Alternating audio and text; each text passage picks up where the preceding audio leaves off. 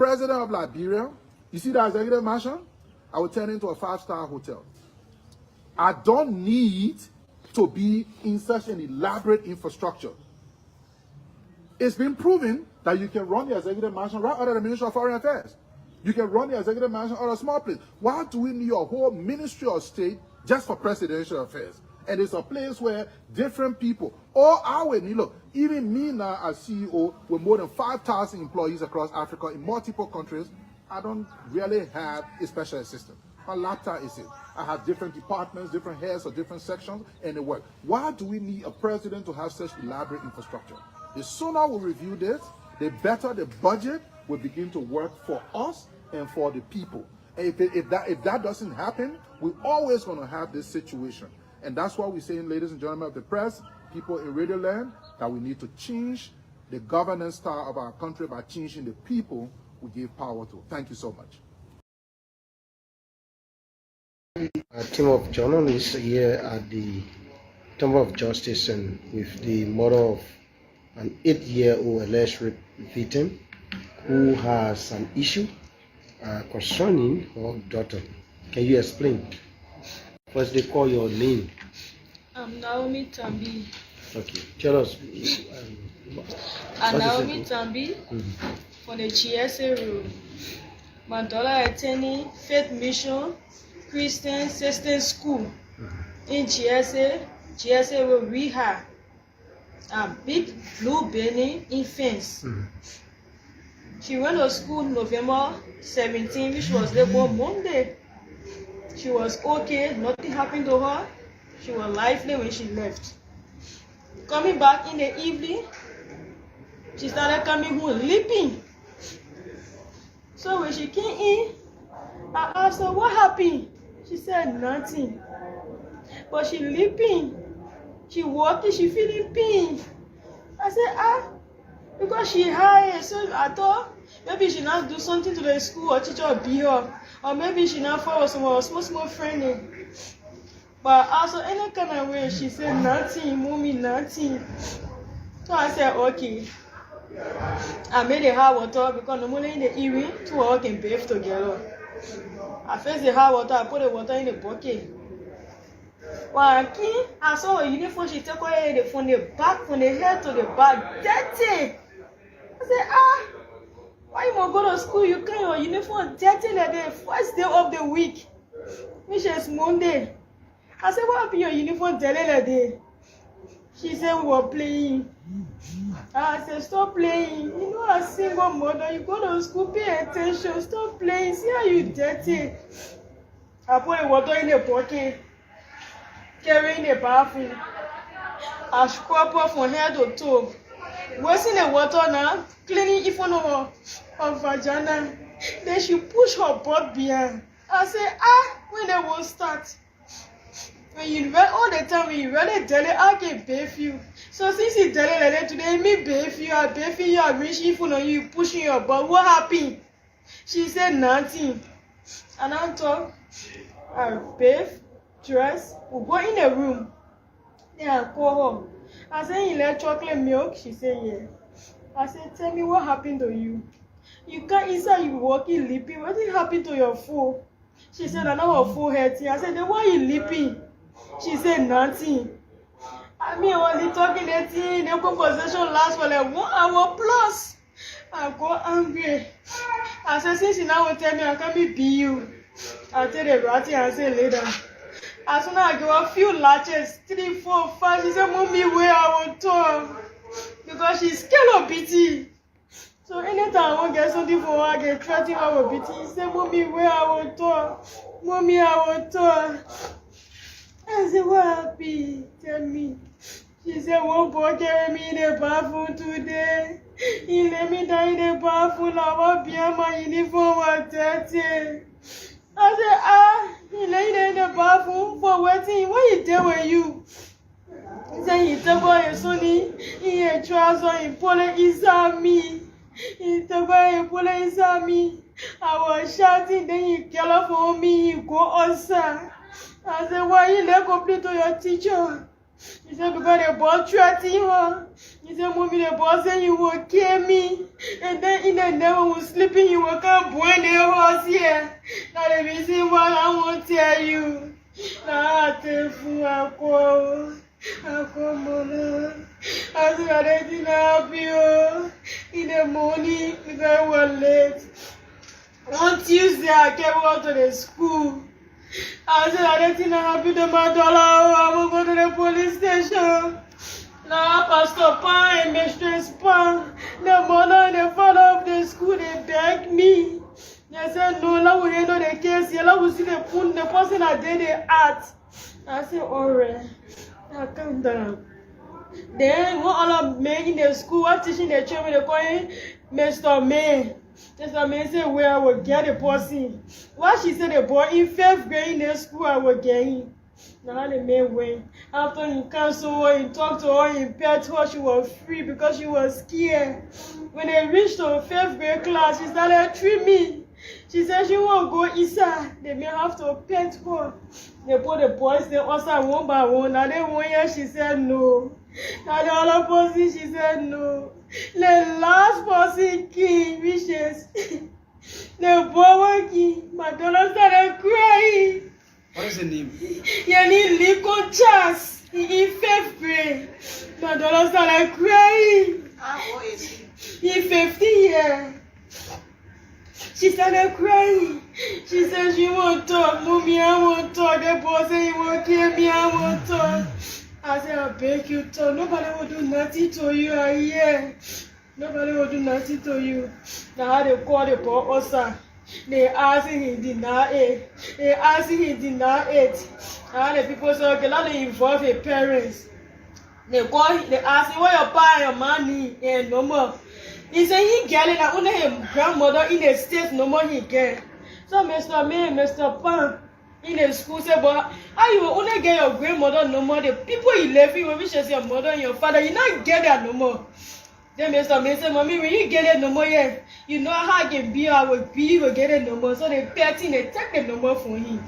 And how he get his father no more. They call his father, they explain everything. He said he basing him at work. And how they call the mother came. When she came, she spoke to us. Then she said, I want to have one-to-one talk with the lady. I said, but I can't be there. She said, no. All the teachers, the lady, with one other man in the school, they call Mr. Richard. He's teaching in the 4th grade class. That three of them went upstairs. When they went upstairs, she started telling the lady, say, when you call my son, you lie on my son, I will go to Melasi man. I will go do my own. I will go kill the person. So that how Rachel poor also. Rachel said, no, not how to talk to child. You can't be counseling a child, talking to the child. The child will not point your son so that your son do the act. Then you talking, call him Melasi maybe. You expect her to say any other thing again. You can't do things like that. Now Mr. Rachel poor also. He came downstairs, the place all of us was sitting and he came here explained it to us. So I approached her, I said, why you must be going, you'll be talking to the lady. Then you talk about Melasi man. She said, oh, I want to talk about the Melasi man because I wanted to go find her. I said, no, but you don't say things like that to a child. You don't say it. I said, you don't say things like that. Immediately her uncle came. When her uncle came, he said, okay, since that thing looking like that, the people doing all these things because you not get nobody behind you. I will go to the police station, I will go to the hospital to Dupo Road. I will go there. Now how the girl we went there. She said, and now her son. She know her son. She know her son. She gets small girls straight into the hall. They wanna play with them. They wanna finger them. What's special about my daughter? Now her son will move from her 5th grade class. He will come to my daughter to carry her in the bathroom to sleep with her. Now her son. She started denying her mistress Pan said, no, that's not how you're supposed to do it, the mother of the school now.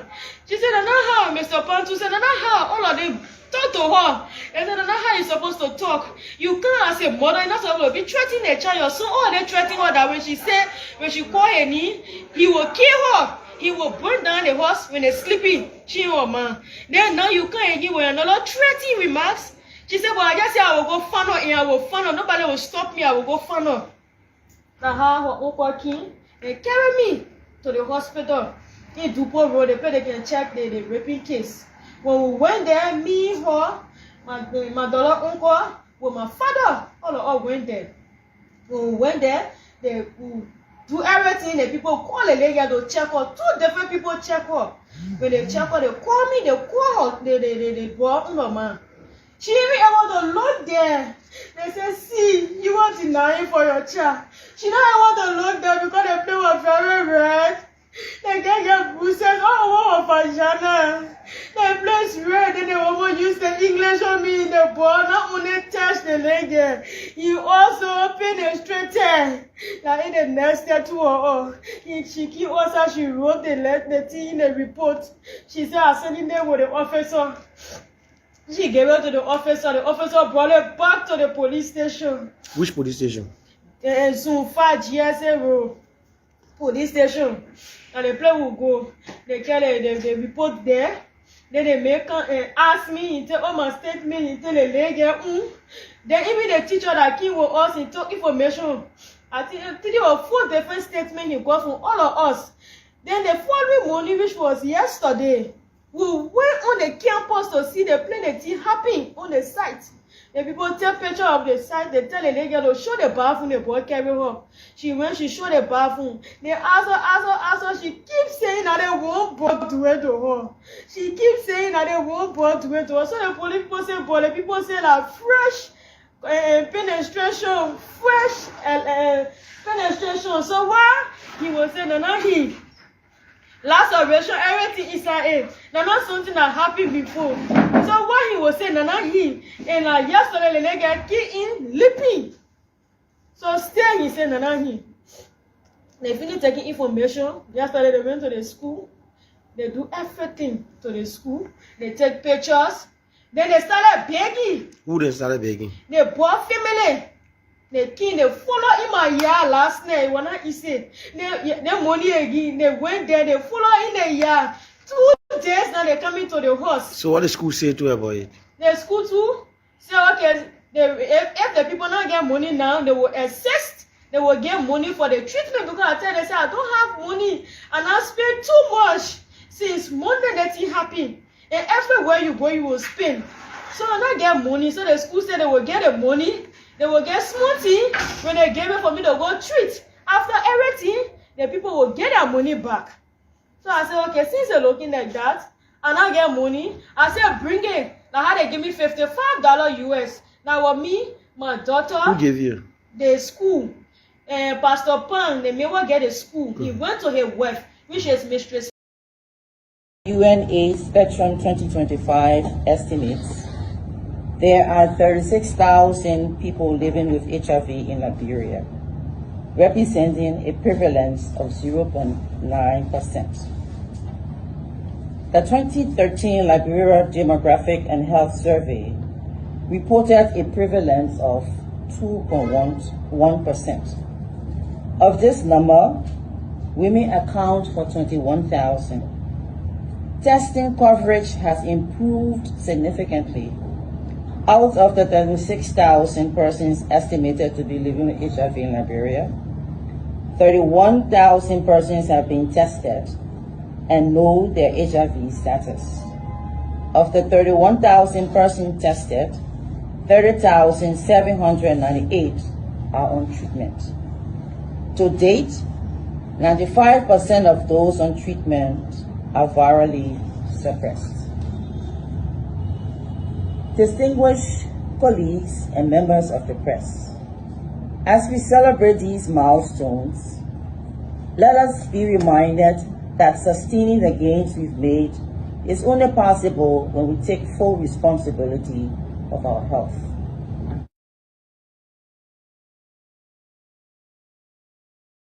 President of Liberia, you see that executive mansion? I will turn into a 5-star hotel. I don't need to be in such an elaborate infrastructure. It's been proven that you can run the executive mansion right out of the Ministry of Foreign Affairs. You can run the executive mansion out of a small place. Why do we need a whole Ministry of State just for presidential affairs? And it's a place where different people, all our look, even me now as CEO with more than 5,000 employees across Africa in multiple countries, I don't really have a special assistant. How laptop is it? I have different departments, different heads or different sections, and they work. Why do we need a president to have such elaborate infrastructure? The sooner we review this, the better the budget will begin to work for us and for the people. And if that doesn't happen, we're always going to have this situation. And that's why we're saying, ladies and gentlemen of the press, people in Radio Land, that we need to change the governance style of our country by changing the people we give power to. Thank you so much. Of candidates Boaka Joseph N. and Jeremiah K. Kun of UP has the highest number of votes, 814,481, constituting 50.64% over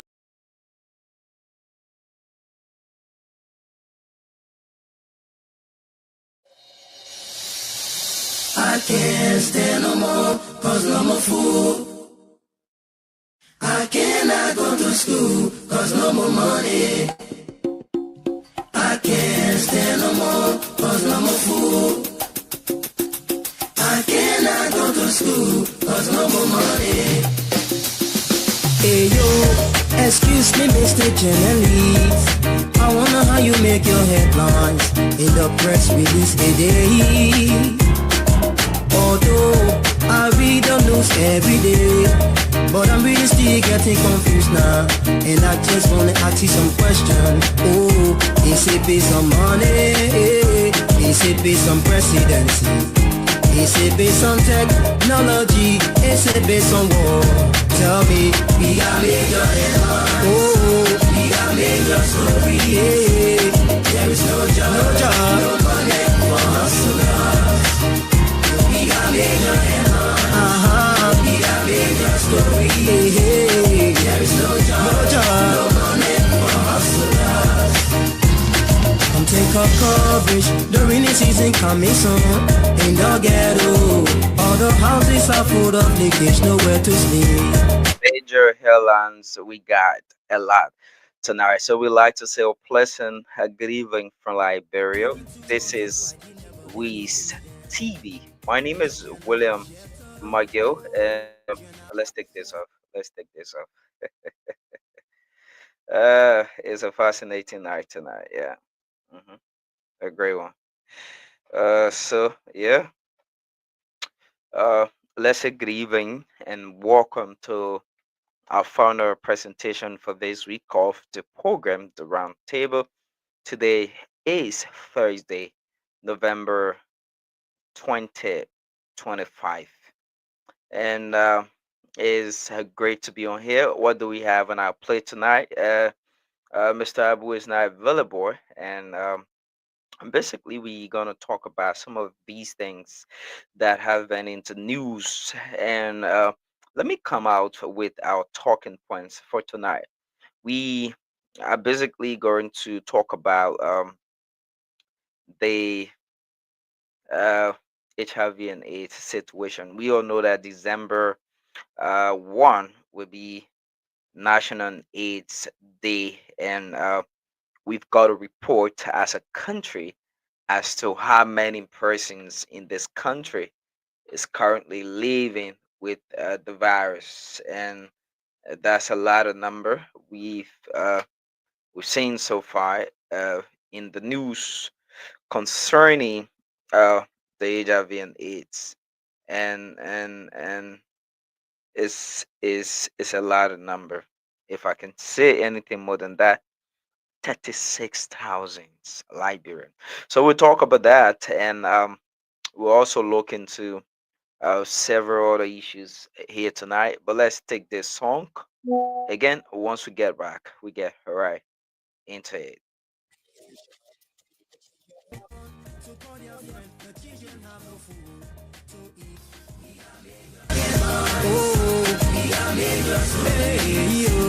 There is no job, no money for hustlers. We got major headlines. We got major story. There is no job, no money for hustlers. How many people do you love, man? How many people do you cherish? How many people do you help out there? Most especially women. No job, no money. No girls, no glory. No help for poor men. That's what we know. How many people do you love? How many people do you cherish? How many people do you help out there? Most especially poor men. No job, no. Yeah, no job, no money, no job, no money, no job, no money. Welcome back to the program, guys. And tonight, I'm alone on the show. So, basically, before we dive into the National AIDS Commission of Liberia report, there's this one thing I strongly want to talk about is the issue of the Liberia traffic management. Hmm? Um, One thing I can say is that it's not a joking situation. Yeah, it's not a joking situation with the Liberia traffic management thing. We understand the police uh, needs to do their job in as much as the police is going to be doing their own job as has been required uh, uh, by law and and in the right way. They should also be very professional and cognizant of the fact that some of the actions they will be taking definitely going to be risky.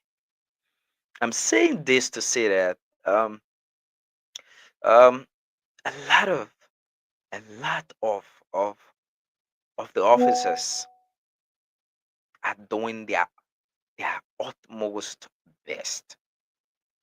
But again, there's a lot of these officers who are still being unprofessionals. Yes, I'm saying this with no fear. They are very unprofessional. To the fact that they've seen a lot of their colleagues die from being reckless, and some is recklessness in general. Some drivers are reckless in the fact that they don't respect these officers, believing that um, they will have to give them nickel or dime at the end of the day, 50 or 100 at the end of the day, even if they are violating whatever thing they are. So they don't respect these officers, and they usually want to use that as an advantage against the officers. So, in as much as we have seen our progress in terms of regulating traffic and traffic violations in our country, police should be cognizant of the fact that they should be very professional. And it's one thing I've seen. I'm almost in time almost every day, and I just choose to bring it out on the show tonight. Flag it out, and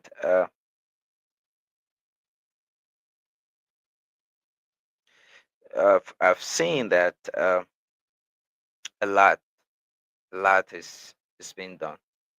So, what we can do as a country, as a nation,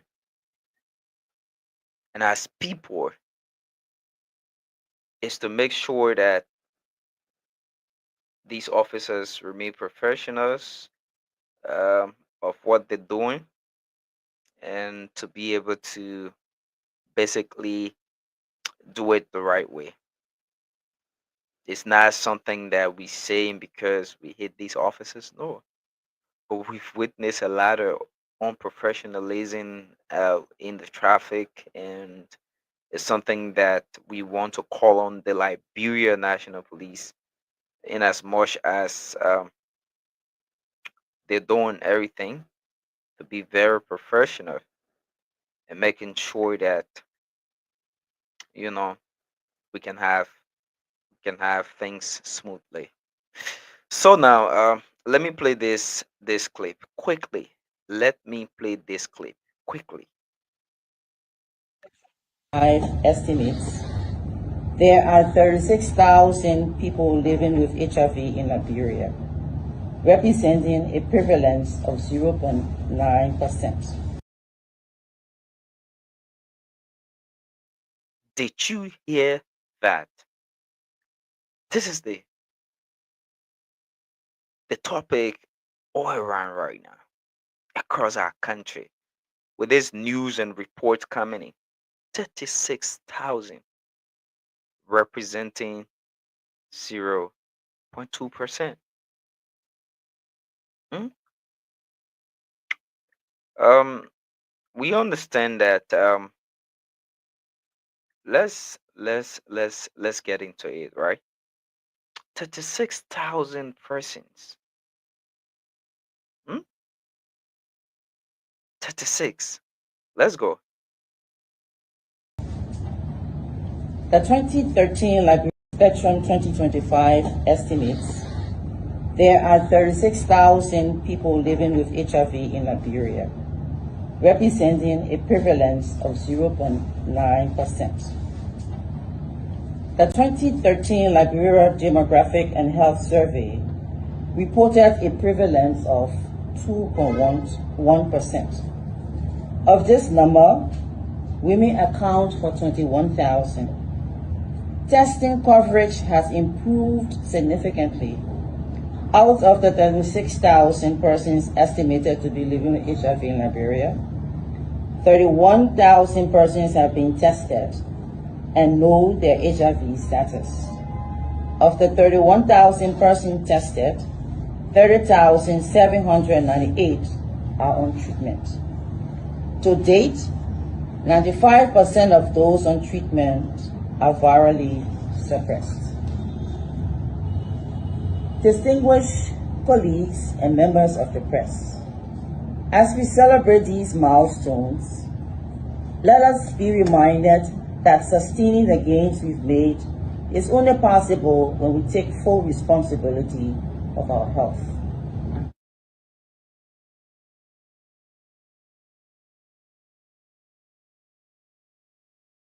You listen to Madam Cecilia Nuta, and she talk about uh, how many persons that are currently living with HIV and AIDS in Liberia is something that we can say that basically is of concern as people. So let's say the National AIDS Commission released a troubling rise in Liberia's HIV numbers.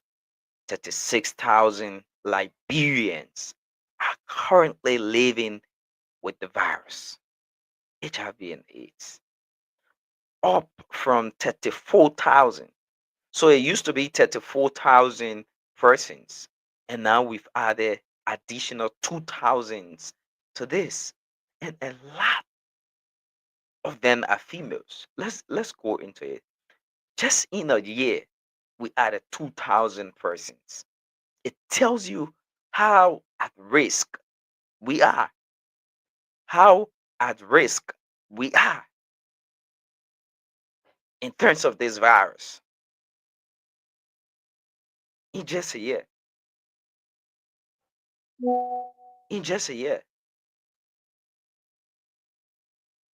And the women remain the most affected people of this virus.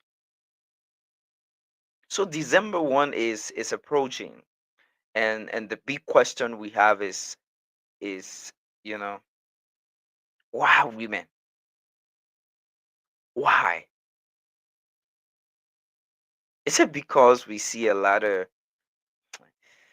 a lot of crazy things are happening? A lot of these females are doing some really funny things, and it it will interest you to know that when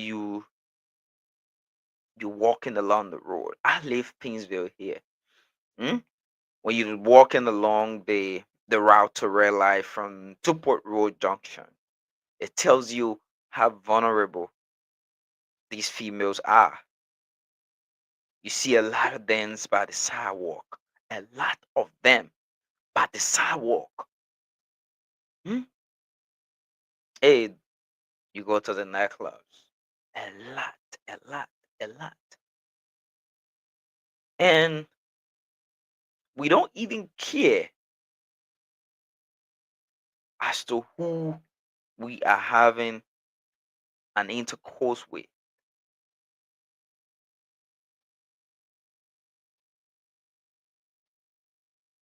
Are there protections being taken by us as people? And sometimes when you tell people it's very prudent and important enough to have a single partner that you would definitely, you can trust, and you both know your status and everything. Hmm? It's prudent enough because you can tell who has the virus only because you look at the person's face and tells, this person has the virus. I could go get myself tested, and you know I know I get the virus, and start my treatment. I live healthy. It's not like before. You know, you will see somebody malnourished, and sometimes that we used to see back then, and then you tells that this person do carries the virus. It's no longer like those times. This is troubling. And some of the questions I sat and asked myself before coming on here was, is it that the Liberia National AIDS Commission is carrying on more awareness, or they forgot that we do have HIV and AIDS? We battling abject poverty in this country. People barely be able to survive. We battling monkeypox, mpox, and this is another aspect that much attention is not given to. Mpox. I have one of my colleagues. He works with an entity that provide food for the guys there, and he tells me, of recent we spoke. He tells me uh, the death rate is at 26 persons, and a lot close to 50 something persons at the time. Hmm? Is it because we do not have a lot of awareness, or there's been awareness and proper education, and our people choose to continue having unprotected sex? What is really the problem? This is actually alarming, right? It's alarming because you will not even tell who has the virus, except for the fact that you opportune to carry on some investigation and understand that this is happening. You can tell who has this virus. You can.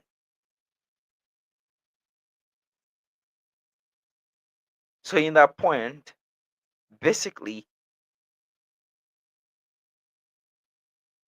I think in as much as December 1 is going to be um War is Day, we basically have to create a lot of awareness. Oh, what is it that they're not telling us at the AIDS Commission? There's no more support. Of recent, I listened to, I think the president did had a program uh for the AIDS Commission as well to raise funds, because um the US USAID a project that was being cut off from African nations, with no exception to Liberia, and it affected that side of of the government. I understand that. So, what can we do in order to raise a lot of awareness? Should we have jingles? Should we have different forms of awareness on radios, on televisions, educating people what to do and how to go about it in trying to stay safe? Because that's a huge number, a very huge number of people that are currently living with that virus. 36,000 within just a year. 2,000 plus persons is currently affected. And we're taking this to be a total joke. This is not something to see as a joke. And I think the National Public Health Institute, NPHIL, should do more in terms of their awareness on these kind of situations. And we saw a lot of effort during the COVID. There were a lot of awareness that we saw coming around in terms of educating people and in us to how they should go about with daily activities. I think similar thing needs to be done in terms of educating us. Because tell me, do we want this country to be like South Africa? Yeah. Before I approach you now, I should tell you if I get A's or something and something, and I should. It's alarming, to be frank. It's actually alarming. It's basically a scare situation.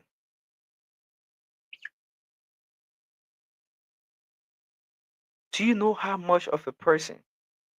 36,000, 0.2% of our population.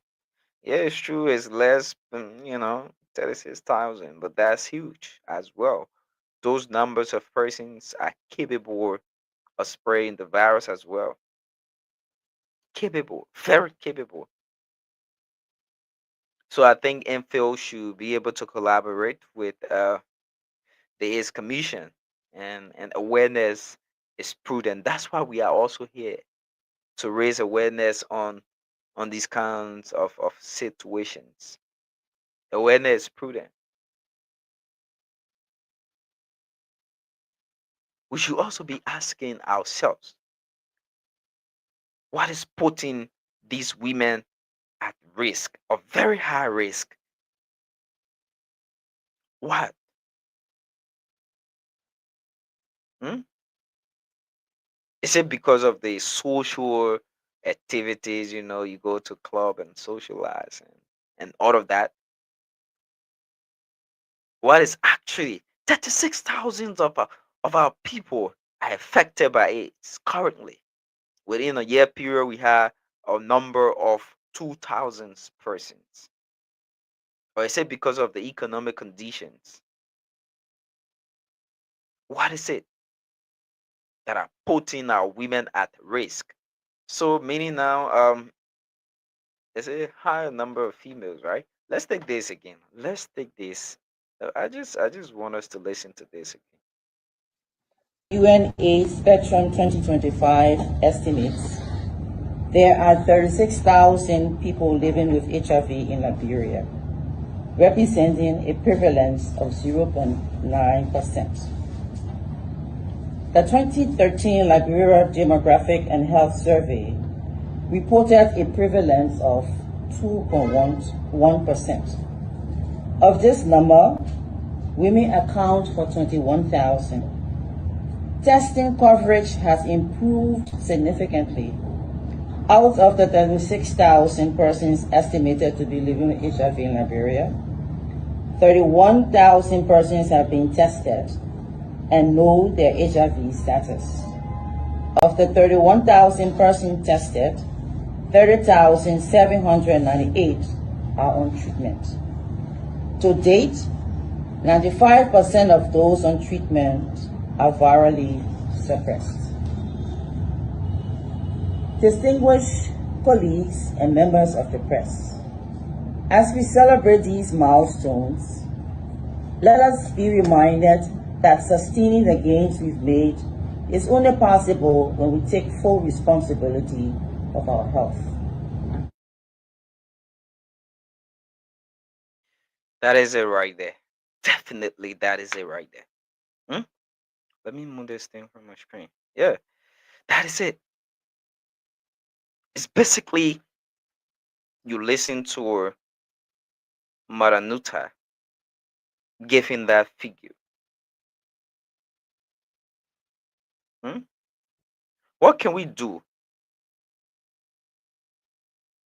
What can we do?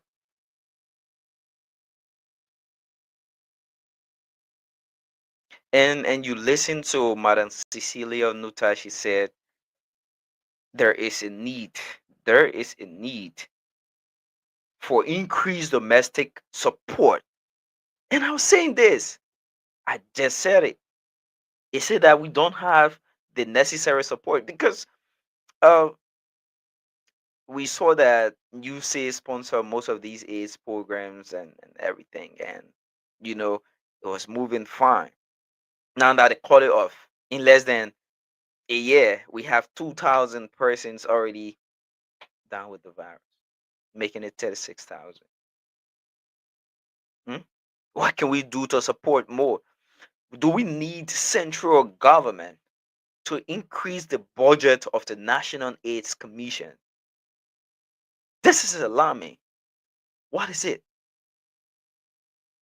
Hmm? Let me while we stay on this, right? Let me see how much is there for the AIDS Commission in terms of the current draft budget. Hmm? How much how much is there? Is in the national draft budget for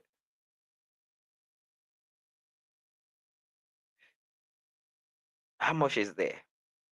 Hmm?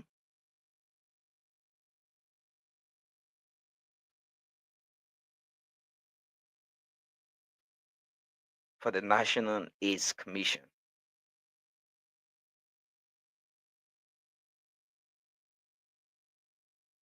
of Liberia. How much is there? She talks about domestic support.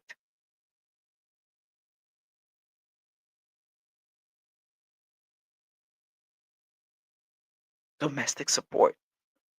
We all need that.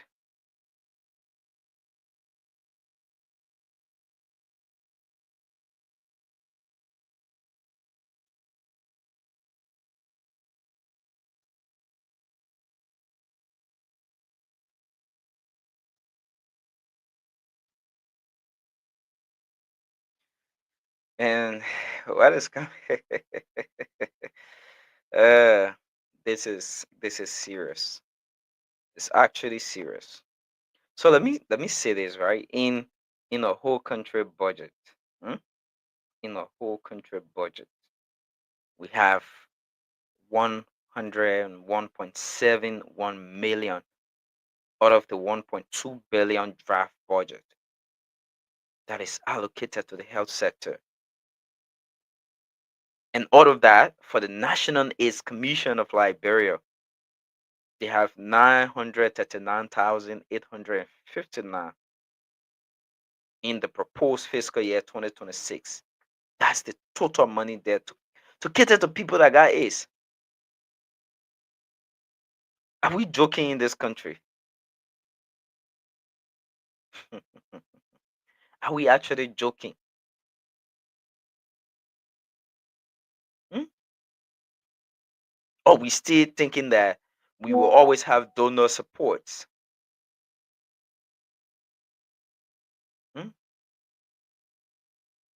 We always have donor supports to support all of our institutions. Then what make us a government? What make a government to run?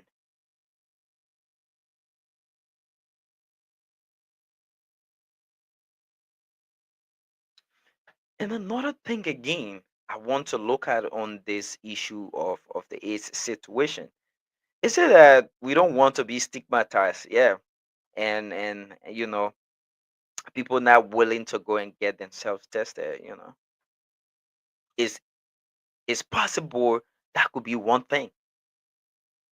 We could have had more than that number, but we as a people, what assurance do the citizens have? What assurance do a person have that when they go, you get yourself tested, and next thing you will not see your result in the community? How professional are these health practitioners to save people personal information? I used to have let me just come up with this scenario. I used to have one guy, usually on a monthly routine, um, community nurse guy. He works with one clinic, you know, and starts to do my checkup. But every time when I go do my lab, there's only one result this guy keep giving me. I was like, and the next thing he starts to tell you about things he sees in the other people. It's like, this man, I told myself, like, this guy is not professional enough. Imagine you going to do my life and seeing something else. You might go and tell somebody else. Who knows? If you're doing it and telling me, you telling somebody else. So I had to stop. That's how unprofessional most of these nurses are. So because of that, we don't want to get stigmatized. Ye, that William, that one get is just exactly how they will behave. So we don't want to get stigmatized. We will keep in our comfort zone. And I'll tell you, I was just joking with somebody. I was like, the first thing is you go and get tested. It's not like before, right?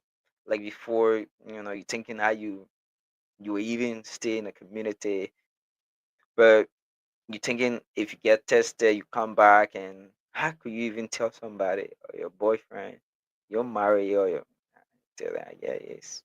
They will not, in fact, they might be the first person to spread your situation. So because people do not want to get stigmatized of this kind of situation, they now go and just don't care what the essence of me. There's no essence. Absolutely, there's no essence of me going to do any test. No essence. So I better stay at my house. Yeah, better stay at my house. I better stay at my house.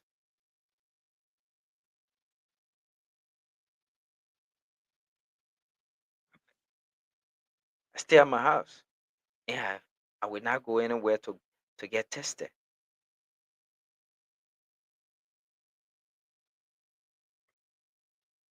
That's exactly how it goes.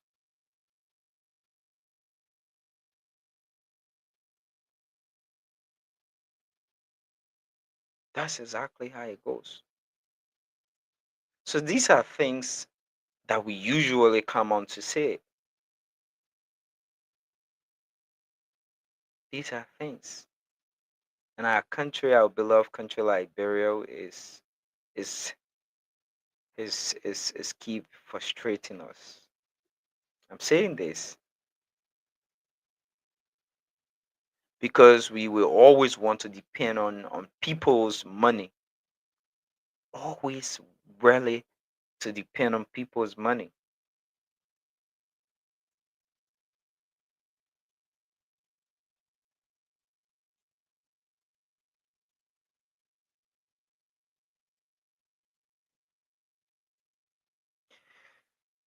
Yeah.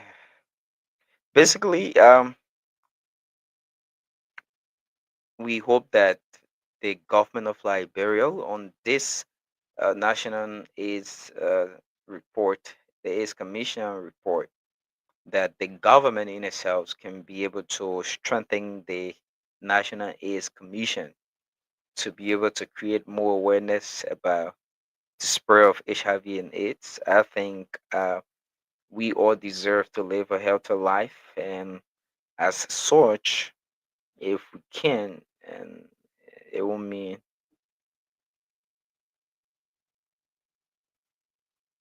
it will mean well for us. It will mean well for us. So we basically have to go and start doing something better and be mindful, learn to have protected sex. Yeah, I think it's something that we all should now take into consideration. And I want to talk about this this entire rape saga that I've seen on the internet. And before I go to talking about it, let me play the lady video.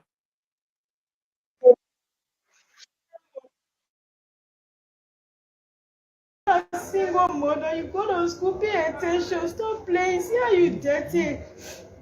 I put the water in the bucket, carry in the bathroom. I scrub her from head to toe. Wasting the water now, cleaning even her vagina. Then she push her butt behind. I say, when they will start. When you read all the time, when you read it daily, I can bathe you. So since you daily like that today, me bathe you, I bathe you, I reaching for you, pushing your butt. What happened? She said nothing. And I talk, I bathe, dress, we go in the room. Then I call her. I said, you like chocolate milk? She said, yeah. I said, tell me what happened to you. You can't inside you walking leaping. What did happen to your foot? She said, I know her foot hurting. I said, then why you leaping? She said, nothing. I mean, only talking that thing, the conversation lasts for like 1 hour plus. I go angry. I said, since you now will tell me I can't be you. I tell the ratty and say later. As soon as I give a few latches, 3, 4, 5, she said, mommy, where I will talk. Because she's scared of BT. So anytime I want to get something for her, I get threatening her with BT. She said, mommy, where I will talk. Mommy, I will talk. I said, what happened? Tell me. She said, one boy carry me in the bathroom today. He let me down in the bathroom. I was behind my uniform was dirty. I said, he lay there in the bathroom for waiting. What he did with you? He said, he took out his sonny. He had trouser. He pulled it inside me. He took out and pulled it inside me. I was shouting. Then he called for me. He go outside. I said, why you let complete to your teacher? He said, because the boy threatening her. He said, mommy, the boy said he will kill me. And then in the night when we was sleeping, he will come burn the house here. Smocha. It's not funny at all. It's literally from her voice. It tells you that she's she's very very pain. You can see the grief in her. It tells you that she's absolutely grieving per the situation. And I just want to say a few things about this, and I can go on with other discussions. Um, I think rape is not it's not a common and an easy crime, right? And the fact that that boy will have to carry out such act allegedly on the campus is also something, if he stays with his parent, that needs to be investigated. If he's a small child, where did he learn that? With even remarks, I don't think that person is a child. Yeah, apparently they are not. Because the fact that the mother is saying that the child said that the person threatened her to kill her if she tells anyone per the act they've done. The fact that you even threatening somebody per your action, it tells that you've done bad. Note that. No lie. Clear indication. It tells that you know you've done bad. That's one. Two, the fact that threatening to even burn down the house, if that is also established as a fact, it tells that boy has a lot of sense of what he did. And when I played this video earlier on, she said that the mother of the boy, the mother of the boy, even threatened to go to medicine, juju and check it out. Let me say this, plain blank. hmm, Most of these things that are happening are usually facilitated by parents, and most of that's one reasons I see most of our people complaining about these situations and complaining about their children running in the streets and everything. I'd be like, but you contributed to this in the fact that you don't want your child being pictured as that bad person, and you don't also want to restrict or discipline your child. You always want to be that parent that would want to correct the wrongs and say your child can do such a wrong thing. Parents are also contributing to the problem that is being caused by their children. You as a mother, let's be real, you're a woman as well. And the lady is alleging that she said she will go to medicine man, even denying the act that her son can do it. If her son can do it, her son should have done it at the house. Meaning it was going to be compromised there. Same way they want to compromise this here. And there's no compromising in rape situation. That is the same thing we've seen with the lack of Brian McGill, the suspended minister Brian McGill. I don't even know if he will go back to that position. We are yet to see further. So let's wait. With this case too, and there's also denial from the boy and his parent. And if you listen to the lady, the mother of the girl, she says that they've even gone to a place as of this morning and yesterday evening. They were there baking her. For what reason? So it tells that they know what their child done is wrong. That they've gonna realize after the report from the clinic to come and apologize. The first question for this is,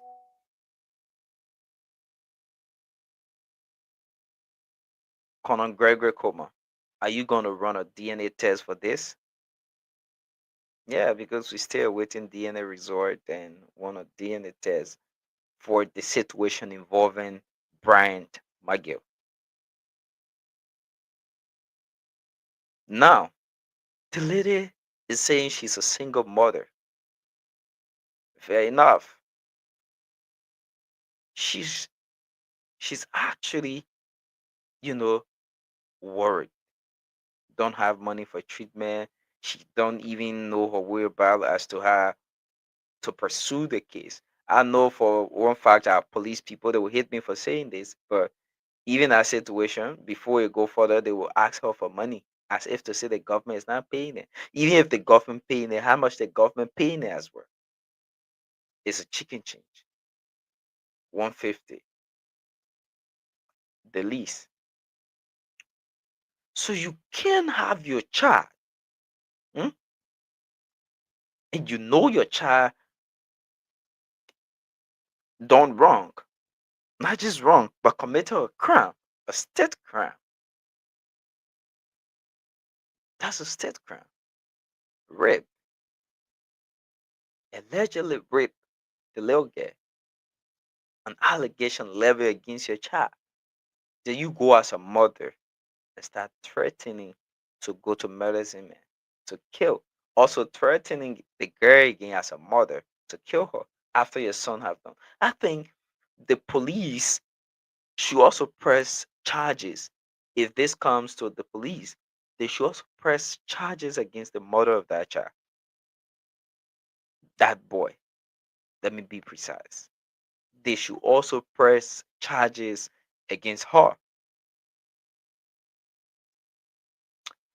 There's a lot of things that is going on that is not right. And sometimes we only look at things that government doing that is not right. We should also start to look at ourselves as people that wants a better country. Should we always try to do away with the law and do what we want? And the fact that that lady came out to speak, she took a bold step. Rape is not an easy thing. It also causes trauma for the individual affected by the act. It causes stigmatization. We know our society, so you can't treat such a situation like it's a mere community issue. It's not. It's absolutely not.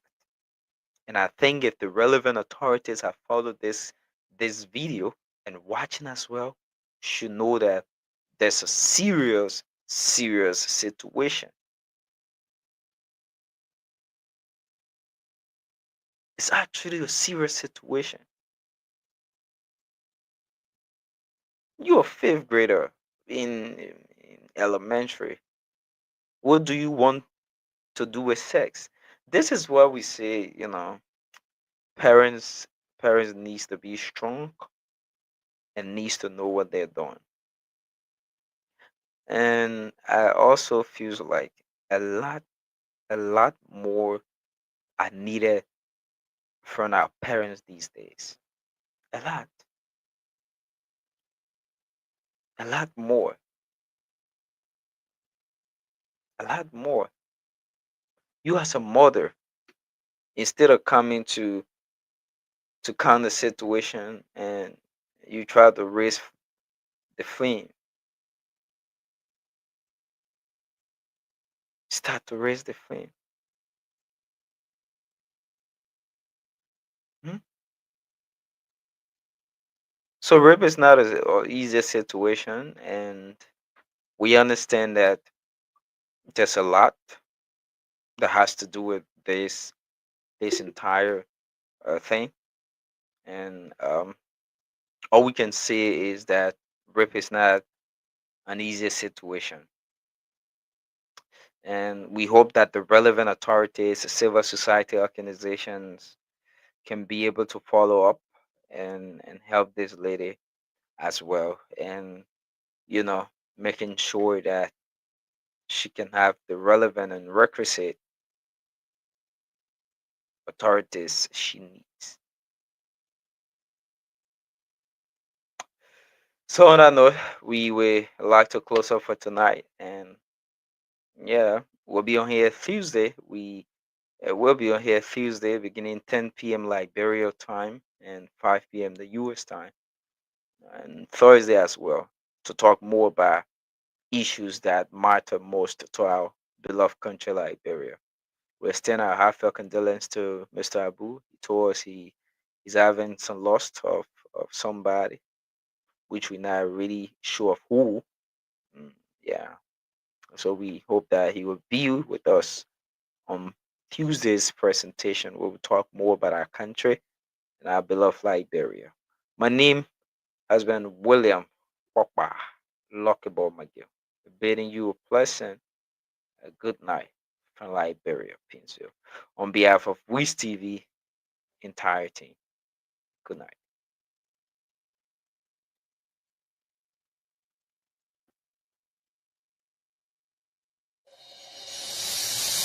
I can't stand no more, cause I'm a fool.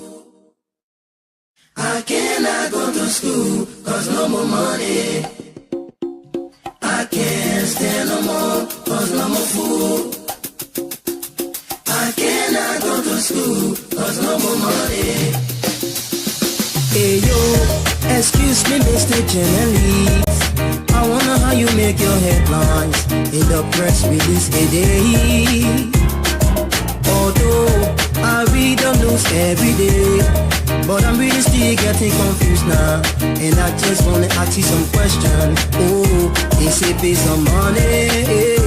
Is it based on presidency? Is it based on technology? Is it based on war? Tell me, we gotta make your head